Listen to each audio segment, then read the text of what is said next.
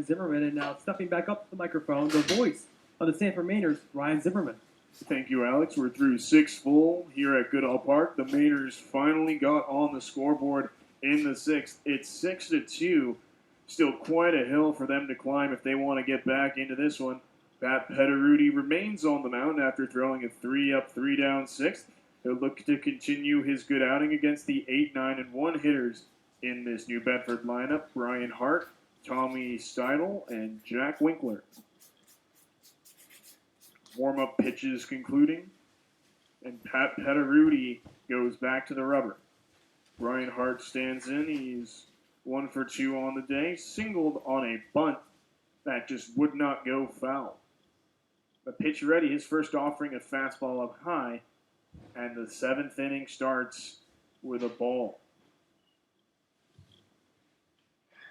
Again, Petteruti, this is his second appearance this season against the Bay Sox. Bay Sox looking to kind of figure out who Petteruti is on the mound.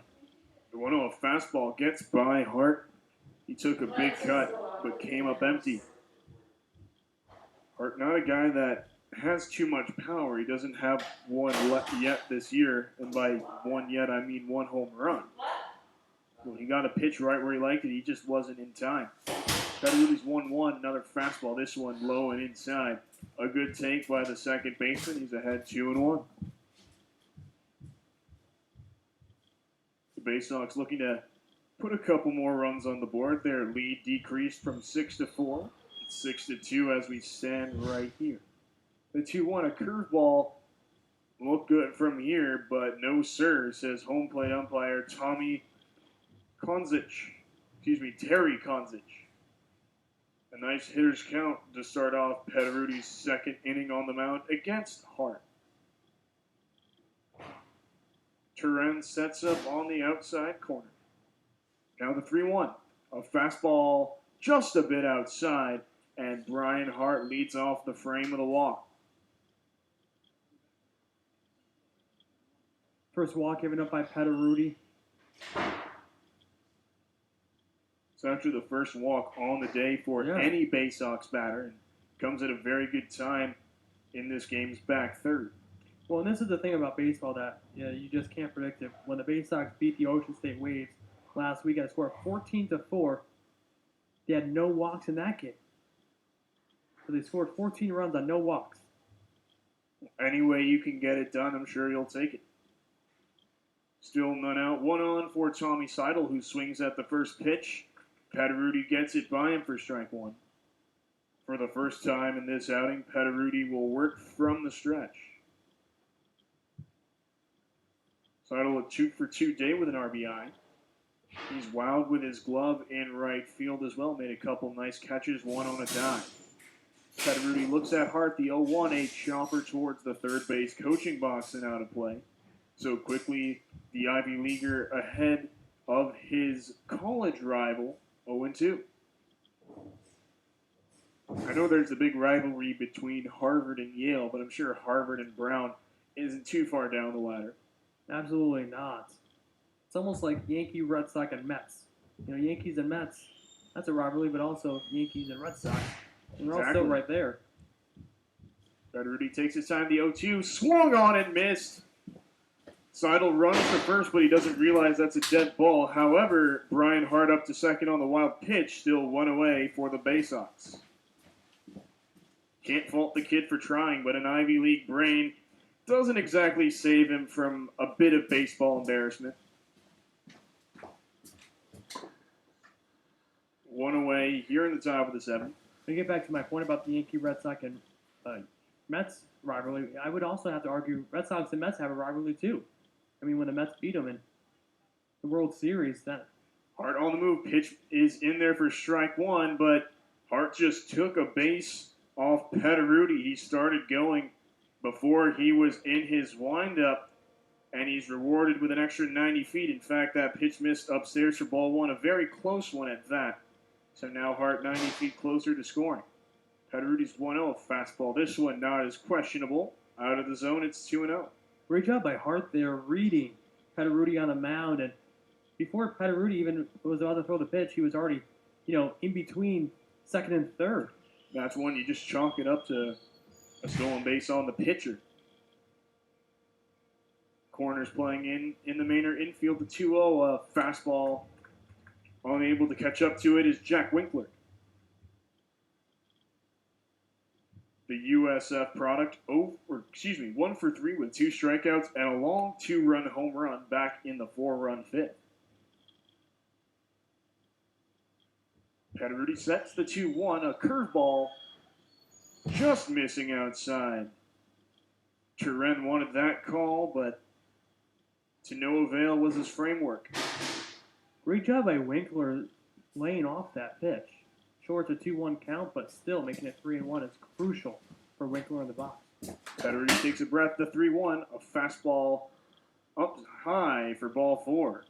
Winkler draws the walk. Runners are now on the corners for Thomas Blandini. You know, coming into this inning, no walks were given up. Now 2 walks in this inning.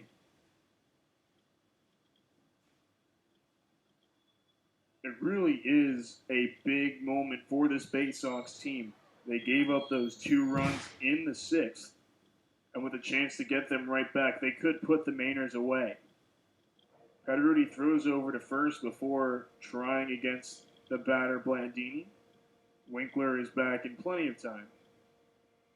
You know, that's a dangerous throw over to first. Anything can happen in that throw, and especially with a Hart that kind of outsmart Pederuti already on the mound on the base path. A look at first, and a first pitch strike to the batter. Another low strike call, Blandini disagreeing. We'll see what Pat Pederuti is made of. A big situation in the late goings. Still a relatively close game, just a 4-run difference. The 0-1, a grounder down the first baseline, but just a bit foul. An 0-2 count on the third baseman Blandini, and a chance for a big out number 2 for Pat Pederuti. Blandini really taking himself some extra time in this at-bat, more time than we usually see from Blandini.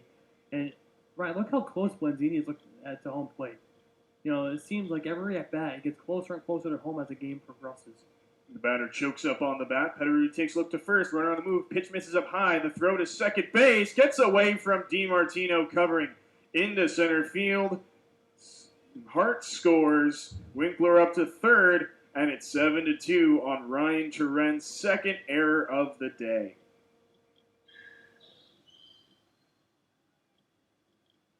That's really a throw that if you're Turen, you do not need to make it.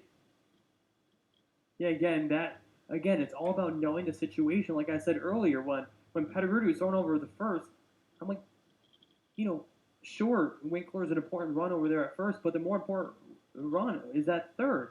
And Hart already outsmarting you on the mound. You can't be really making a mistake if you throw over to first. Hart could already be down the line and score. So you just never know, especially when Hart already kind of outsmarted you early on in the inning. And now that's still on base coming into effect right now, scoring that run. So now 1 run in for the Bay Sox this inning, 1 waiting on third. That's Jack Winkler. Pederuti's 1-2, a curveball hits Blandini on the thigh. The bases back to their original formation just earlier in this AB. They're on the corners for Jake Suttleson. And here's a guy you don't want up in this situation. You know, a 7-1 ball game. Runners on the corners now with only 1 out. This is a guy who's now, after tonight, 13 for 24. He's really been setting this league ablaze. He hasn't been here long, but it doesn't matter. He's still making everyone take notice. Pederuti from the stretch is first offering a fastball, got Suttleson out in front for strike 1. And Suttleson is kind of a quiet guy, goes about his business, you know. His presence is subtle. Another Ivy League matchup between Pederuti, the Brown Bear, and Suttleson, a Harvard Crimson. The 0-1, another swing and a miss on a lively fastball. Pederuti could get out of this inning with a double play, but if the last 2 pitches are any indication, it's clear he wants the K. Yeah, I mean, any way you can get an out, runners on the corners, especially to retire the bat of Suttleson would be huge for Petteruti to really give him back his confidence that he's lost in the last few at bats. Petteruti sets, takes his time. Now the 0-2. A fastball hits Suttleson. Another hit batsman and a 2-strike count. Now the bases are loaded with Bay Sox. After that 2-run sixth, things starting to spiral out of control for the home team. So now bases loaded, 1 out, and here's another bat. He don't want it at the plate. Alex Brickman homered against Williams in the second. Really started to get this rally open, and now this is a perfect opportunity for Brickman to really open up this game. Petteruti sets up his first pitch, a fastball that misses off the outside to Brickman. The home run, the only hit he has so far today, although his teammates have picked him up, that's for sure. Petteruti's windup, the 1-0, a swing and a miss, got Brickman to chase a curveball down low. And that's a perfect pitch by Petteruti, trying to get Brickman to think that he's going to get a hold of a pitch that he's going to throw and then end up throwing him some off speed to get him off guard. The 1-1, a grounder to short. Hayes picks it up, flip to second, is in time for one. To first, a double play! It could have been a lot worse for the Mainers, but the Bay Sox able to scratch across 1 run. It's 7-2 as the 7th inning stretch plays at Goodall Park. We'll be back for the Mainers half of the inning when we return on the Patriot Subaru Sanford Mainers Broadcast Network, powered by the NECBL Broadcast Network.